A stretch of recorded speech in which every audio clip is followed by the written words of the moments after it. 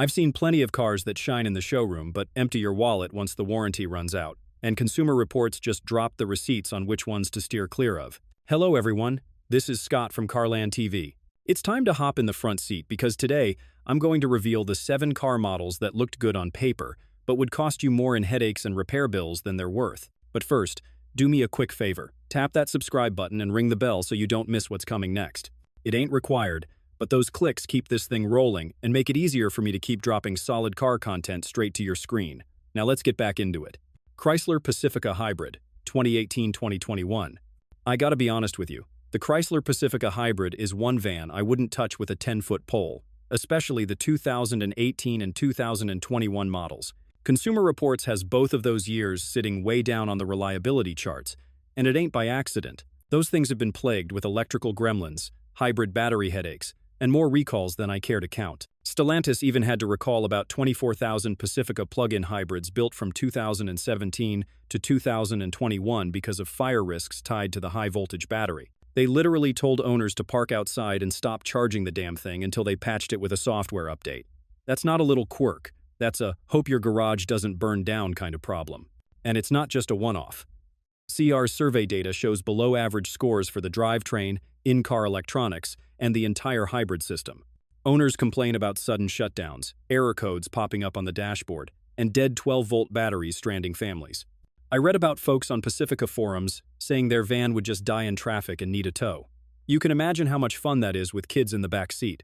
So yeah, while the Pacifica Hybrid might look like a sweet family hauler on paper, these years are ticking time bombs for your wallet. You buy one, you're not just buying a van, you're buying a front-row seat to the service department, and that's a headache I sure as hell don't need. Ford F-150 Lightning, 2023. Okay, let me lay this out straight. The Ford F-150 Lightning, particularly the 2023 model, is one electric truck I'd avoid parking in my driveway, especially based on what Consumer Reports and recall data lay bare. Consumer Reports flags the Lightning's reliability rating at just 28, squarely below average, and lumps it in with the least reliable EVs they've tested. That score even trails behind other electric trucks like the Rivian Roan and Roan Second, according to their 2025 reliability comparison. But wait, it gets worse. Ford rolled out a massive recall on these, over 29,000 units from the 2024 to 2025 model years, because a loose or missing nut on the front upper control arm could come detached from the knuckle, risking a serious dip in steering control. And get this wasn't a tiny batch. 20,528 were 2,024 seconds, and 8,973 were 2,025 seconds, all built between February 2024 and April 2025. On top of that, 2023 Lightnings were hit with a series of recalls, defective high-voltage battery fasteners causing arcing, an issue with the stability control, ESC, not activating, and even faulty defrost systems, because that cabin heater module might have been soldered incorrectly. I don't know about you, but if an EV's reliability rating's tanking and whole chunks of the model lineup are getting recalled for steering, battery, and even defrost issues, I'm riding to the next pickup sale, not stepping into one of these. Ford F-150 Hybrid, 2021, 2022, 2023. All right, buckle up. Next one on the hit list is the Ford F-150 Hybrid, and trust me, it's earned the red flag from Consumer Reports. According to CR, the hybrid F-150 is consistently one of the least reliable models in their annual reliability surveys. In fact, when they stacked up every new vehicle in their 2025 reliability roundup, the F-150 Hybrid landed dead last among hybrids and trucks, based on data from the 2022 and 2023 models. Owners are calling out serious electrical and drivetrain issues, especially with the hybrid system acting up under stress. CR owner-reported trouble spots include a cluster of failures in electrical accessories, the EV battery, in-car electronics, and even the climate and brake systems. That's straight from their reliability breakdown for the 2023 model. But here's what really set off alarms. Ford issued a recall for the 2025 Farads 150 Hybrid, covering about 47 units, because an incorrect fuse in the high-voltage junction box can blow under normal load, causing a sudden loss of drive power. While small in numbers, that defect is the kind that turns a truck into a rolling hazard, and the fix is easy, yet it's a major design goof. So bottom line, They pitch the F-150 hybrid as this smart, efficient upgrade to a classic rig, but CR's data and the recall tear that script apart. Reliability's tanking, and even a tiny recall like that signals deep trouble in the hybrid drivetrain department. Jeep Wrangler, 2016, 2018, 2019, 2021, 2023. Slide into the driver's seat behind the Jeep Wrangler, and what you're really steering into are serious reliability issues, particularly with the 2018, 2021, and 2023 models. Consumer Reports flags these model years for their steep dip in dependability, based on 2022 to 2024 data that shows the Wrangler trending below the average reliability curve. But the real red flags come from New Hampshire TSA territory. Stellantis issued a recall for over 194,000 plug-in hybrid Jeep Wranglers 2020-2024 after fire incidents. Yes, actual fires even when the vehicle was off. Drivers were told to stop charging and park outdoors until fixes rolled out, because that wasn't a maybe risk, it was straight up dangerous. AP News. That's not all.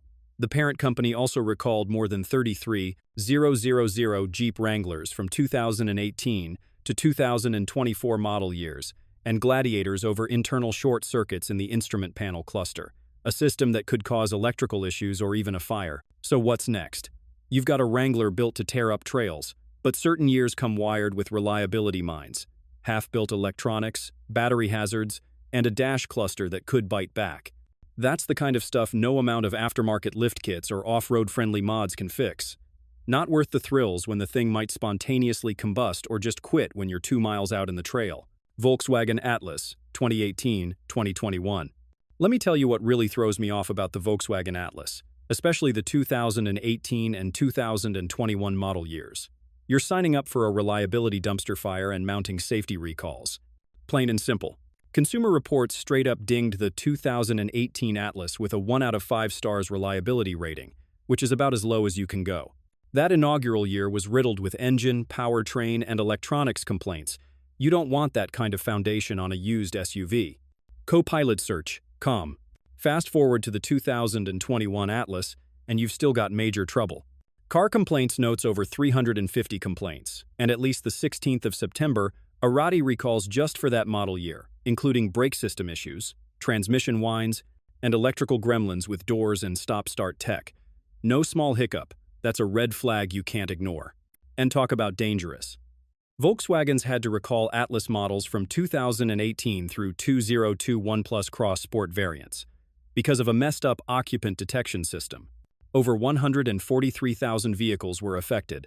Passenger airbags could deactivate even with someone sitting in the seat.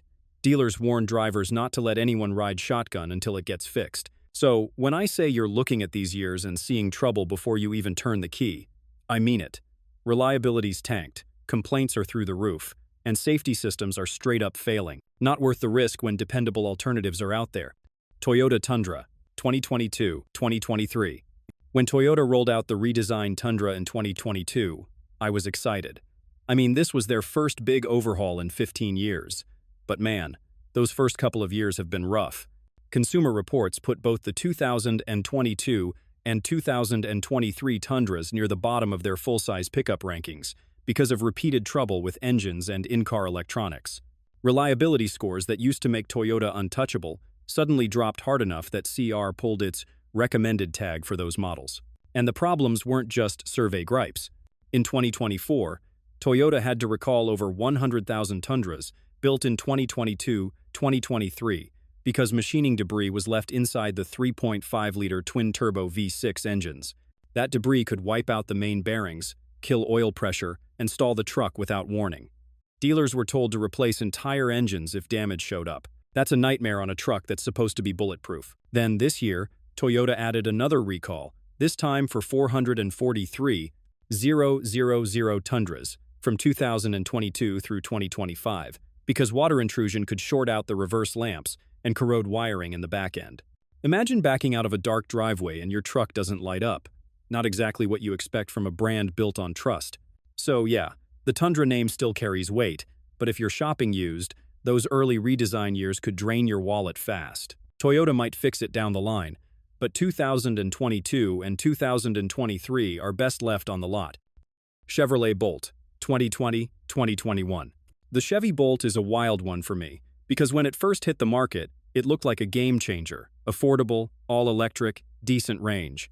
But the honeymoon ended fast.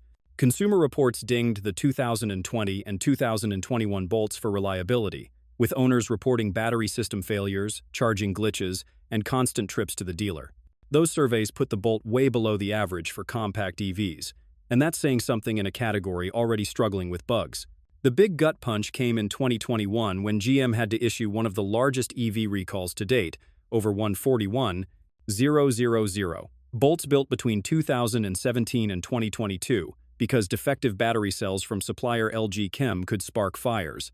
This wasn't just a keep an eye on it type recall. GM told Bolt owners to park outside, keep charge levels under 90%, and avoid overnight charging until replacement packs were ready. NHTSA logged at least 19 confirmed Bolt fire incidents linked to the defect. That's a recall bill topping $1.9 billion, and GM had to eat most of it after hashing things out with LG. And the pain didn't stop there. Bolt owners also saw recalls for seatbelt pretensioners that could start fires during a crash, and issues with battery calibration software that made range unpredictable. So, if you're staring down a used 2020 or 2021 Bolt, don't just think about the sticker price. Think about whether you're ready to gamble on one of the most fire-prone EVs Consumer Reports has ever flagged.